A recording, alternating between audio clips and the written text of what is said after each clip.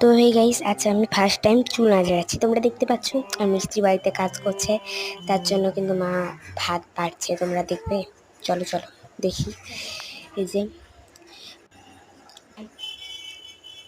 হ্যাঁ, আমার একটা গান শুনো তোমরা। এটা মানে স্যার আজকে ধরবে, কিন্তু স্যার ভাগ্যবশত আর আসেনি গাইস। আমার খুবই মজা।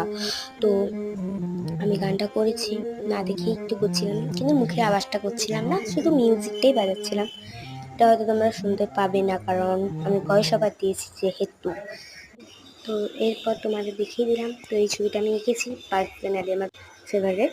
আর এখন আমার শেষ হয়নি ছবিটা আঁকা, আরও কিছু অ্যাড করব।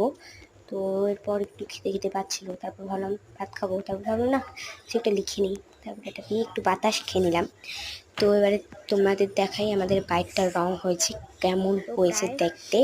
তো আমার মনে হচ্ছিল কেন সাদাটাই বেশি ভালো লাগছে। আর এই যে আমার পাশের এই বাড়িটা দেখছো না, এই বাড়ির লোকটা খুবই ভালো। মানে যে বয়স্ক একটা লোক থাকে, খুবই দেখতে সুন্দর, মুখের ভাষা খুবই মিষ্টি, খুবই ভালো লোকটা, খুবই আমার তো খুবই ভালো লাগে। জেঠু হয় আমার।